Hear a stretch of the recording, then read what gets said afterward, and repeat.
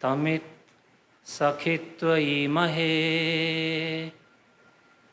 तमित् सखित्वयीमहे तं राये तं सुवीर्ये सशक्रः उतनः शकत् इन्द्रो वसुदयमानः इन्द्रो वसुदयमानः इन्द्रो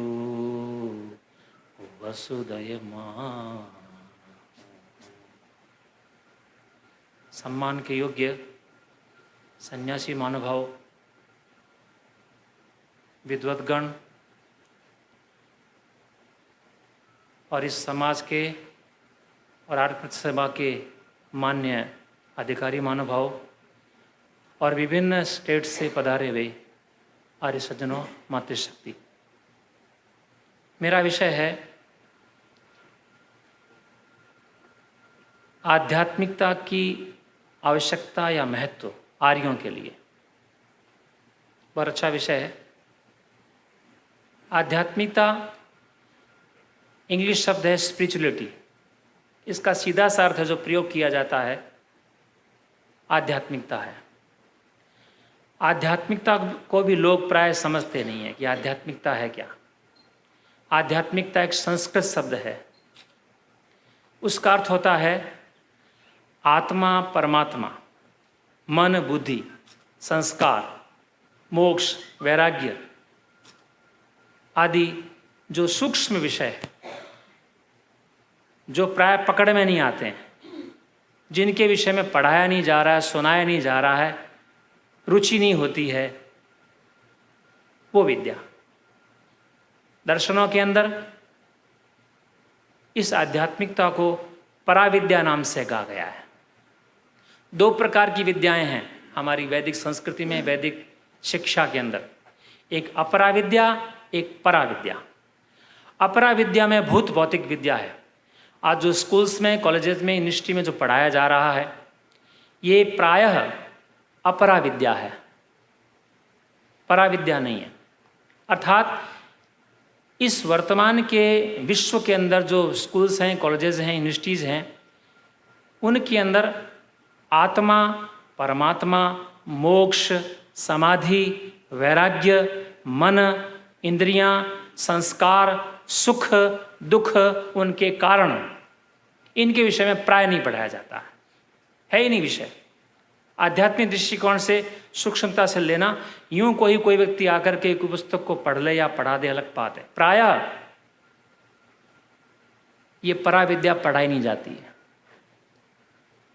इस पराविद्या के अभाव के कारण, इस आध्यात्मिकता के अभाव के कारण आज सारा विश्व, व्यक्ति से लेके परिवार, परिवार से लेके गली और गांव और समाज और नगर और प्रांत और राष्ट्र और विश्व जो है आज जल रहा है, दुखी है। स्वयं दुखी है और दूसरे को दुखी किया हुआ है। आध्यात्मिकता का मुख्य विषय आत्मा, उसके बाद में परमात्मा। हमारे वेदों के अंदर, वैदिक संस्कृति के अंदर, वैदिक शिक्षा प्रणाली के अंदर 5 वर्ष का बच्चा, केवल 5 वर्ष का बच्चा जब गुरुकुल में जाता था, उसको आचार्य बाल कटवा करके, कपड़े उतार करके, लंगोट पहना करके, नंगा करके और आसन लगा करके प्राणायाम, जप, ध्यान आदि के योगाभ्यास के साथ साथ में उसको आध्यात्मिक विद्या पढ़ाते थे, पराविद्या पढ़ाते थे। आत्मा क्या है, परमात्मा क्या है, जीवन का लक्ष्य क्या है, हम दुखी क्यों हैं, सुखी क्यों हैं, इसके कारण क्या है, उसके उपाय क्या हैं। सुख का उपाय ऋषियों ने बताया, समाधि लगाना, वैराग्य को उत्पन्न करना और मोक्ष को प्राप्त करना। आज ये विषय लगभग लुप्त हो गए हैं। क्षमा करेंगे, कुछ शब्द कठोर निकल सकते हैं, सब पे लागू नहीं होते हैं, लेकिन जो व्यक्ति आध्यात्मिकता के महत्व को समझते नहीं हैं, उपयोगिता को समझते नहीं हैं, आवश्यकता को समझते नहीं हैं, इसके बिना हमारे दुख दूर हो जाएंगे, इस विषय को जानते नहीं हैं, उन्होंने लगभग आध्यात्मिकता को छोड़ दिया है। आध्यात्मिक का मतलब है अपने जीवन को अधिकतम सुखी बना लेना, महानुभाव, किसी व्यक्ति ने कितनी डिग्रियां क्यों न प्राप्त कर ली हो, 5, 10, 15, 20, 25, कितने MA, BA, PhD, डॉक्टरेट की उपाधि, DLED की उपाधि क्यों न प्राप्त कर ली हो, कितना ही धनवान क्यों न हो गया हो, कितना ही बलवान क्यों न हो गया हो, कितनी प्रतिष्ठा को, यश को, कीर्ति को क्यों न प्राप्त कर लिया हो, जीवन पथ पर कोई व्यक्ति हो, जीवन पथ पर चलते हुए कभी न कभी, कहीं न कहीं, किसी न किसी विषय से संबंधित दुख आ ही जाते हैं, रोजाना आते हैं। बल्कि लोग हमारा अपमान करते हैं, हमारे साथ झूठ बोलते हैं, छल कपट करते हैं, अन्याय करते हैं, पक्षपात करते हैं, हमारी निंदा करते हैं, हमारे पे झूठे आरोप लगाते हैं, हर दिन लगाते हैं। औरों की बात छोड़िए, शत्रुओं की, जो परिजन व्यक्ति है, जो मित्र हैं, जो साथी हैं, जो संबंधी हमारे, यहाँ तक कि अब तो ऐसी स्थिति आ गई है घर के अंदर बाप बेटे के ऊपर, बेटा बाप के ऊपर, पति पत्नी के ऊपर, और पति पत्नी पति के ऊपर, सास बहू के ऊपर, भाई भाई के ऊपर, भाई बहन के ऊपर, जितने भी संबंध हैं घर के अंदर, ये झूठ, छल कपट, अन्याय, संशय और झूठा आरोप और निंदा और चुगली, ये सब चल रहे हैं। और व्यक्ति की स्थिति ये है, जब ये स्थितियां आती है हमारे सामने, विकट परिस्थितियां, झूठ, छल कपट, विश्वासघात की, झूठे आरोप की, व्यक्ति सहन नहीं कर पाता, इनको सहन नहीं कर पाता, भोजन बंद कर देता है, सोना बंद हो जाता है, स्वाध्याय नहीं करता है, यज्ञ नहीं करता है, ध्यान नहीं करता है, यहां तक कि नींद भी नहीं आती, किसी से अच्छी प्रकार से बात भी नहीं करता है, बेचैन हो जाता है, अशांत हो जाता है, चंचल बन जाता है। आगे चल के जब समस्याओं का समाधान नहीं होता है, उनको टाल नहीं सकता है और उनको दबा नहीं सकता है, सहन नहीं कर पाता है, तो पागल जैसी स्थिति बन जाती है। और पागल जैसी स्थिति में क्या होता है, विवेक खो देता है, और विवेक खो करके जो मन में आए बोल देता है, जो मन में आए कर देता है, अथवा तो दूसरे का नुकसान करता है, गाली निकालता है, हाथ पांव तोड़ता है, मुकदमे करता है, झगड़े करता है, हत्या भी कर देता है दूसरे की, अथवा अत्यंत विमोहित होकर के अपनी आत्महत्या कर लेता है। ऐसे केस होते हैं, सब जगह होते हैं। ये स्पिरिचुअलिटी की कमी, आध्यात्मिकता की कमी केवल भारत में नहीं, सारे विश्व में है। हमारे वैदिक सिद्धांत, हमारे दार्शनिक सिद्धांत, ऋषियों मुनियों के सिद्धांत सब जगह लागू है। ये नहीं कि आर्यों पर भी होते हैं, हिंदू हो, मुस्लिम हो, सिख हो, ईसाई हो, जैन हो, बौद्ध हो, पारसी हो, नास्तिक हो, आस्तिक हो, किसी भी क्षेत्र में मनुष्य मात्र के, किसी भी देश में रहता हो, किसी रंग रूप का क्यों ना हो, इन कठिनाइयों से व्यक्ति जूझता ही है, रोजाना जूझता है, रोजाना जूझता है वो, और समाधान निकाल नहीं पाता है तो खिन्न होता है, उदास होता है, दुखी होता है, बेचैन होता है। इसका उपाय है, इसका उपाय है पराविद्या, इसका उपाय है आध्यात्मिक विद्या। जैसे मैंने बताया, ऋषि लोग हमारे प्राचीन शिक्षा प्रणाली में 5 वर्ष के बच्चे को सिखाते थे क्या, कि याद रखो, जीवन पथ पर चलते हुए कांटे मिलेंगे, खाइयां आएगी, चिकनाई होगी, झाड़ियां होगी, पत्थर होंगे, कंकर होंगे, और व्यक्ति गिर सकता है, कांटों में उलझ सकता है, दुखी हो सकता है। इसका उपाय है, हम रोगों को रोक नहीं सकते, दूसरे व्यक्ति हमारे विषय में विचारने में, बोलने में और करने में स्वतंत्र है। एक 5 वर्ष का बच्चा भी हमारे विषय में विचार सकता है, ये अच्छा है या बुरा है। तो जो व्यक्ति बुद्धिमान है, जो हमारे विषय में जानता नहीं है, अज्ञानी है, अथवा स्वार्थ के कारण, 2 कारण हो सकते हैं, अज्ञान अथवा स्वार्थ। अज्ञान और स्वार्थ के कारण हम सच्चे हैं, ईमानदार हैं, पुरुषार्थी हैं, तपस्वी हैं, त्यागी हैं, विनम्र हैं, दानी हैं, हम इन गुणों से युक्त हैं, लेकिन अपने अज्ञान के कारण और अपने स्वार्थ के कारण हमको उल्टा मानेगा वो, हमको मानेगा आलसी है, ये स्वार्थी है, लोभी है, ईर्ष्यालु है, अहंकारी है, आदि आदि, न जाने क्या मान सकता है, और हमारी हानि कर सकता है, हमारी निंदा कर सकता है, चुगली कर सकता है। ये हो रहा है, हर एक व्यक्ति के साथ में हो रहा, कोई बचा हुआ नहीं है। हम यहाँ बैठने वाले व्यक्ति नहीं, संसार में प्रत्येक व्यक्ति जो जीवित है वो व्यक्ति इन घटनाओं से रोजाना युक्त होता है, कोई न कोई निंदा करेगा, चुगली करेगा, झूठ बोलेगा, छल कपट करेगा, ईर्ष्या करेगा, द्वेष करेगा, छल कपट करेगा, अहंकार से पता नहीं क्या अनिष्ट कर दे। इसका उपाय केवल मात्र एक ही है, वो है अध्यात्म विद्या, वो है आस्तिकता, वो है पराविद्या। अब पराविद्या क्या है? पराविद्या के अंदर मुख्य घटक होता है सबसे पहले आत्मा। अध्यात्म का मतलब है आत्मा से संबंधित। आत्मा के दो अर्थ हैं, एक आत्मा जो हम जीवात्मा हैं, और दूसरा आत्मा का अर्थ वेद के अंदर दर्शनों में परमात्मा को भी कहा गया।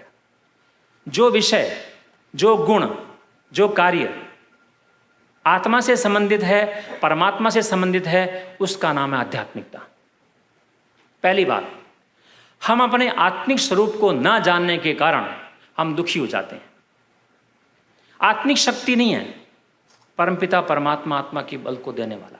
आता है मंत्र, यात्मदा बलदा। और ध्यान देने की बात है, इन कठिनाइयों से, समस्याओं से जो विरोध होता है, इनका एक उपाय है सहनशीलता, धैर्य, क्षमा, दया, निष्कामता। यदि ये गुण हमारे में नहीं होंगे, हम बच नहीं सकते हैं, दुखी रहेंगे और दुखी करेंगे। इसको हम धर्म कहें, कर्तव्य कहें, या आध्यात्मिकता कहें, या पराविद्या कहें, किसी रूप में कहें, ये है। और ये जो गुण हैं बाजार में नहीं मिलते हैं।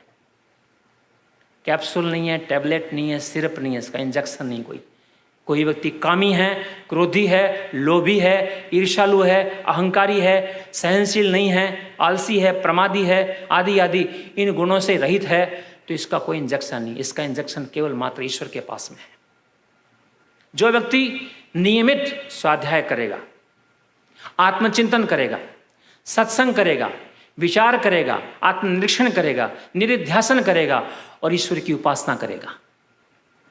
ईश्वर की उपासना अर्थात एकांत स्थान में बैठ करके, आसन लगा करके, मन को रोक करके विषयों से और परमपिता परमात्मा से प्रार्थना करें, परमेश्वर मेरे आत्मा के अंदर बल नहीं है, मैं इस संसार के झंझावातों को, जो झूठे आरोप लगाए जा रहे हैं, मैं इनको रोक भी नहीं सकता और इनसे बच भी नहीं सकता, मैं दुखी हूं।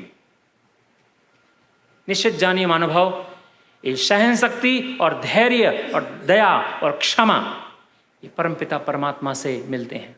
हम रोक नहीं सकते, हमारी औकात नहीं है, हमारा शक्ति नहीं है कि दूसरा व्यक्ति हमारे विषय में कुछ बोल रहा है, कुछ उल्टा काम कर रहा है, निंदा कर रहा है, हम नहीं रोक सकते उसको। स्वतंत्र है, ईश्वर भी नहीं रोक सकता। हमारे प्रति परस्पर एक दूसरे के प्रति हम निंदा करते हैं, चुगली करते हैं, छल कपट करते हैं, अन्याय करते हैं, पक्षपात करते हैं, नहीं रोक सकता ईश्वर। संकेत करेगा कि बेटा ये काम ठीक नहीं है, और संकेत भी वो समझेगा जो कुछ धार्मिक है, ईश्वर के प्रति श्रद्धा रखता है, ईश्वर की उपासना करता है, ईश्वर को अपना लक्ष्य मानता है, वो व्यक्ति समझेगा संकेत को और वो रोकने का प्रयास करेगा। लेकिन जो ठीक प्रकार ईश्वर को जानता नहीं, मानता नहीं, श्रद्धा नहीं, विश्वास नहीं, रुचि नहीं और उसका ध्यान नहीं करता है, वो सर्वप्रिय नहीं है, वो ईश्वर के संकेतों को ध्यान नहीं देगा। और ना चाहते हुए भी महानुभाव आप देखेंगे अनेक बार ऐसा आता है, इतना भयंकर आवेग आता है जीवन के अंदर। मैं जेलों में जाता हूँ, कैदियों से मिलता हूँ, मैं पूछता हूँ अनेक बार आप जेल में कैसे आ गए? वो कहते हैं 2 मिनट का, बस 2 मिनट का आवेग मेरे अंदर आया, मैं रोक नहीं सका, मैंने हत्या कर दी, मैंने बलात्कार कर दिया, मैंने चोरी कर ली, मैंने किसी को अपशब्द कर दिया, टांग तोड़ दी, मैंने झूठे मुकदमे कर दिए, मैंने लोभ के कारण। 2 मिनट का आवेश ना रोकने के कारण व्यक्ति जो है उल्टे काम कर लेता है और जेल की शिक्षों में बद्ध हो जाता है। ये विद्या बहुत जरूरी है, ध्यान देना महानुभाव। इस विद्या के अभाव के कारण इस संसार के अंदर मारा मारी है। ये यदि व्यक्ति एक इस विद्या को सीख ले, ये योगी लोग, ऋषि लोग जो शांत रहते हैं, प्रसन्न रहते हैं, संतुष्ट रहते हैं, निर्भीक रहते हैं, किसी का बुरा नहीं करते हैं और सब कुछ को सहन कर जाते हैं अथवा समाधान निकाल लेते हैं अथवा समस्याओं को टाल देते हैं, उनके पास ये पराविद्या है, ये आध्यात्मिक शक्ति है, ये आध्यात्मिक विद्या है, ये बुद्धि है। यदि ये विद्या प्राप्त की जा सकती और अनिवार्य है। हम जब चाहते हैं कि 100% हमारे जीवन में सुख हो, 100% शांति, ऐसा जीवन बनाया जा सकता है। ये ऋषियों का संदेश है। ऐसा जीवन हम भी बना सकते हैं कि कोई व्यक्ति कितना ही हमारे पे आरोप लगाए, झूठ बोले, छल कपट करे, अन्याय करे, पक्षपात करे, हमारे पे आरोप लगाए, निंदा करे, चुगली करे, कुछ भी करे, और हम सहन कर सकते हैं और नित्य आनंद में रह सकते हैं। ऐसा सामर्थ्य बनाया जा सकता है, हमारे हाथ में है। और ये विद्या जो है ईश्वर की उपासना करने से आती है, निश्चित है। हम जीवित व्यक्तियों को देखते हैं आज भी, आप अपने समाज में देख सकते हैं, घर में विशेषकर माताओं को देख सकते हैं, बड़े बुजुर्गों को देख सकते हैं, विद्वानों को देख सकते हैं, सन्यासियों को देखते हैं, और भी अनेक व्यक्तियों को देख सकते हैं। कितना ही बुरा कर रहे हैं, कितने आरोप लगा रहे हैं, कितनी निंदा कर रहे हैं, कोई फर्क नहीं पड़ता, अपने काम को करते रहते हैं। ये नहीं कि झगड़ा करे, विवाद करे, मुकदमे करें और इस प्रकार के उल्टे सीधे कार्य करें, वो ऐसा काम नहीं करते, अपना काम करते हैं। वो जानते हैं मैं ईश्वर को सामने रख करके अपने कार्यों को कर रहा हूं। ईश्वर के साथ, ईश्वर को सामने रख करके कार्यों करता है। ये व्यक्ति अज्ञानी है, ये व्यक्ति स्वार्थी है, अज्ञान के कारण मेरा अहित कर रहा है, अलग अलग विचार रहा है, अलग बोल रहा है, मुझे इससे डरना नहीं है। बल्कि ईश्वर जो है अनुभव, ये आध्यात्मिक विद्या का संबंध सीधा ईश्वर से है। मैं निश्चित रूप से कहता हूं, यदि हमारा ईश्वर के प्रति पूरा विश्वास हो, श्रद्धा हो, निष्ठा हो, और ईश्वर को अपने जीवन का अंग बना ले, हम ये मानने लग जाएं हमारे शरीर में एक सत्ता नहीं है, चेतन दो है। हमारे घर में हम दो पति पत्नी नहीं है, तीसरा एक और ईश्वर है। हम 3 हैं तो 4 माने, 4 है तो 5 माने, 5 है तो 6 माने। घर के अंदर एक सदस्य को बढ़ा लें तो आध्यात्मिकता की शुरुआत हो सकती है। हर समय मन में विचार करें, जैसे घर के अंदर पत्नी है, पति है, बेटा है, स्पष्ट दिखाई देता है, ईश्वर दिखाई नहीं देता है। जब हम मान लेंगे, हम मन में विश्वास करेंगे, कल्पना करेंगे, भावना बनाएंगे कि मेरे साथ में, मेरे घर में प्रत्येक कमरे में, चाहे टॉयलेट हो, चाहे किचन हो, चाहे ड्राइंग रूम हो, चाहे कोई भी हो, प्रत्येक कमरे में नहीं, मेरे शरीर के अंदर, नस नाड़ियों के अंदर, मेरे मन में, मेरी बुद्धि में, मेरी आत्मा में ईश्वर बैठा हुआ है, जो हर समय मेरे को देख रहा है, मेरे को देख रहा है, सुन रहा है, जान रहा है। उससे छुप करके मैं कोई काम नहीं कर सकता। मैं दुनिया से बच सकता हूं, अपनी पति से, पत्नी से, मित्रों से, साथियों से, गुरु से, आचार्य से, सरकार से, न्यायाधीश से, पुलिस से मैं बच सकता हूं, उससे बच नहीं सकता मैं। ये विश्वास मन में होना चाहिए। एक सदस्य घर के अंदर और बढ़ा लें हम, तो ये समस्या का समाधान हो सकता है। और ईश्वर को अपनी माता बना करके, अनुभव, हम आध्यात्मिकता से लगभग दूर हो गए हैं। जो व्यक्ति, मैं उनकी बात नहीं कर रहा, जो संध्या करते हैं, उपासना करते हैं, स्वाध्याय करते हैं और आत्मचिंतन करते हैं और दिन भर ईश्वर पर ध्यान बनाए रखने का प्रयास करते हैं। ईश्वर मेरे आगे है, पीछे है, दाएं हैं, बाएं हैं, ऊपर है, नीचे, मेरे अंदर है, मेरे हृदय में, मेरी आत्मा में एक CCTV लगा हुआ है ईश्वर की ओर से। वो हर समय मुझे देख रहा है। बस ये विश्वास हो जाए कि प्रत्येक समय, प्रत्येक क्षण मैं क्या विचारता हूं, क्या बोलता हूं, क्या करता हूं, ईश्वर मेरे को देख रहा है और दंड जरूर देगा। पाप से बच नहीं सकता मैं, पाप के फलों से नहीं बच सकता मैं, छोड़ेगा नहीं मेरे को। ये विश्वास बहुत जरूरी है आध्यात्मिकता के लिए, स्पिरिचुअलिटी के लिए या पराविद्या के बोध के लिए। ये जरूरी है, हम जो कर्म कर रहे हैं ईश्वर जानता है, उसका फल मिलेगा। इस जन्म में नहीं मिलेगा, अभी नहीं मिलेगा, कालांतर में मिलेगा, आज नहीं मिलेगा, अगले जन्म में मिलेगा, मिलेगा जरूर। ये पुनर्जन्म और कर्म फल सिद्धांत और ईश्वर की सर्वव्यापकता और सर्वज्ञता, उसकी निकटता, उसका निर्देश ठीक प्रकार व्यक्ति समझ लेता है जब ईश्वर जो है मनुष्य की आत्मा में बैठ जाता है। अपनी मां बना करके, पिता बना करके, गुरु बना करके, आचार्य बना करके उसे पूछ करके कार्य करता है। एक स्पिरिचुअल व्यक्ति, एक आध्यात्मिक व्यक्ति, ईश्वर भक्त व्यक्ति प्रत्येक कार्य को ईश्वर से पूछेगा मन ही मन में, परमेश्वर, मेरी मां, मेरे पिता, मेरे गुरु, मेरे आचार्य, मेरे निर्देशक, क्या मैं इस काम को करूं? ये लाभकारी है, उचित है, हानिकारक तो नहीं है? वो कहता है, ईश्वर कहता है ओके कर लो, तो करता है। निषेध करता है, मन में भय शंका लज्जा पैदा करता है ईश्वर, बुरे काम के लिए, अच्छे काम के लिए आनंद उत्साह उत्पन्न करता है। ये विश्वास होना बहुत जरूरी है। इसी का नाम स्पिरिचुअलिटी है, इसी का नाम आध्यात्मिकता है। परमपिता परमात्मा इतना ही नहीं कि बुरे कामों से बचाता है, अच्छे कामों से को उत्साह देता है, आगे बात आती है विशेष शक्ति की, बल की, ज्ञान की। हम बहुत से विषयों को समझ नहीं पाते हैं, समस्याओं का समाधान नहीं कर पाते हैं। वो परमपिता परमात्मा हमारे हृदय में बैठा हुआ हमें ज्ञान देता है, बल देता है, साहस देता है, पराक्रम देता है। बहुत से कार्यों मैं इस कार्य को नहीं कर सकता, मेरा सामर्थ्य नहीं है, मेरा बल नहीं है, मेरा अनुभव नहीं है, नहीं मैं नहीं कर सकता, नहीं नहीं नहीं नहीं, मैं कमजोर हूं, मैं ऐसा हूं, मैं ऐसा हूं, और अच्छे अच्छे कार्यों को हम नहीं करते हैं। अनुभव ये आध्यात्मिकता की न्यूनता होने के कारण स्थिति बनती है। जो और व्यक्तियों ने किया है, ऋषियों ने ईश्वर को प्राप्त किया, मैं क्यों नहीं कर सकता हूं? ऋषियों ने समाधि लगाई, मैं समाधि क्यों नहीं लगा सकता हूं? ऋषि लोग सत्यवादी थे, परोपकारी थे, निष्काम भावना वाले थे, मैं क्यों नहीं बन सकता हूं? लेकिन हमारा लक्ष्य नहीं बनता। हम लक्ष्य नहीं बनाते हैं। मुझे अपने जीवन को ऐसा बनाना है जिस जीवन में झूठ नहीं हो, छल नहीं हो, कपट न हो, अन्याय न हो, पक्षपात न हो। जैसा मेरे मन में वैसा बोलूंगा, वैसा करूंगा मैं। और ईश्वर से सहायता लेता है।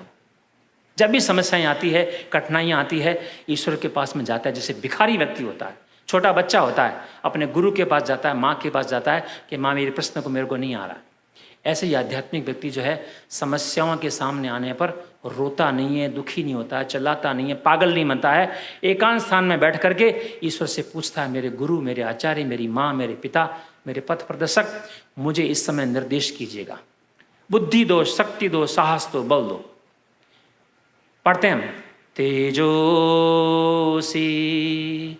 तेजोमयी धेहि वीर्यमसि वीर्यमयी धेहि बलमसि बलमयी धेहि। मंत्रों को बोलता है। मन्युरसि मन्युमयी धेहि सहोसि सहोमयी धेहि ओजोसि ओजोमयी धेहि। तत्काल बल मिलता है। विश्वास करके देखिए, हमारी श्रद्धा की कमी है। प्रतिकूलताएं आने पर, बाधाएं आने पर हम चिल्लाते हैं, रोते हैं, दुखी होते हैं, दूसरों को दुखी करते हैं, बेचैन जाते हैं। लेकिन ईश्वर के प्रति श्रद्धा न होने के कारण कभी एकांत स्थान में जाकर के बैठ करके आंखें बंद करके उससे मांगते नहीं, परमेश्वर मैं आपदाओं से घिर गया हूं, मैं मेरे पास जान विज्ञान नहीं है, बल नहीं है, साहस नहीं है, धैर्य नहीं है, सहन शक्ति नहीं है, दया नहीं है, क्षमा नहीं है। आप मुझे इस समय ये गुणों को प्रदान करो। प्रदान करता है। सच्चे हृदय से गदगद होकर के श्रद्धा और विश्वास के पास में व्यक्ति जाता है, ईश्वर निश्चित रूप से शक्ति देता है, ज्ञान देता है, बल देता है, आनंद देता है। हम मांगते नहीं, हमारी कमी है। आज जो हमारा जीवन में दुख है, पीड़ा है, भय है, बंधन है, जो भी है, ये केवल मात्र ईश्वर के प्रेम कम होने के कारण है। यदि हम निश्चित रूप से ईश्वर के वास्तविक स्वरूप को जान लें, ये जीवन ईश्वर ने दिया है, बहुत कुछ देने वाला है, जो अब तक दिया है उससे कई गुना दे सकता है, धन भी, बल भी, आयु भी, विशेष प्रकार के गुण भी। हम अपने जीवन को नहीं, अपने परिवार को जीवन को नहीं, गांव के जीवन को नहीं, विश्व के जीवन को बदल सकते हैं। विश्व के जीवन को विशेष देन दे सकते हैं। ऋषि ध्यान हम भी बन सकते हैं। कपिल, कणाद, गौतम, बादरायण हम बन सकते हैं। ये मिथ्या धारणा ना बनाए जैसे पौराणिकों की होती है। राम तो राम थे, कृष्ण तो कृष्ण थे, वो तो अलग प्रकार की श्रेणी वाले थे। हमारी मान्यता यह नहीं है। लोग कहते हैं न भूतो न भविष्यति, ऐसा नहीं है। हम भी स्वामी दयानंद की तरह, कपिल की, कणाद की तरह, गौतम की तरह बन सकते हैं। वो जीवात्मा और हमारी जीवात्मा कोई अंतर नहीं है। उन्होंने ईश्वर की विशेष आज्ञा को मान करके, उनके गुणों को धारण करके उसको निर्देश में जीवन को चलाया, तपस्या की, पुरुषार्थ किया, मन में तीव्र इच्छा की, संकल्प लिए और अपने जीवन को बढ़ाते गए, बढ़ाते चलाते गए। दुनिया की परवाह नहीं की। इन विषय भोगों के अंदर जो चंद क्षणों के हैं, इन सत्ताओं के अंदर, इन विशेष प्रकार के चमकने वाले पदार्थों के अंदर उलझे नहीं और व्यक्ति ईश्वर का निरंतर निर्माण चलते चलते चले गए। तो हमारी ईश्वर से प्रार्थना है कि परमेश्वर हमारे हृदय में आओ, हमारी आत्मा में आओ, आकर के हमारे गुरु बन जाओ, माता पिता बन जाओ, आचार्य बन जाओ, ऋषि बन जाओ, पथ प्रदर्शक बन जाओ, ताकि हम आपके निर्देश के अनुसार अपने जीवन को चलाएं। हमारे जीवन में शक्ति, बल, साहस हो। अपने जीवन से न केवल अपने जीवन को बल्कि समाज, राष्ट्र, विश्व के जीवन को बदलने के लिए प्रयास करें। ओम शांति।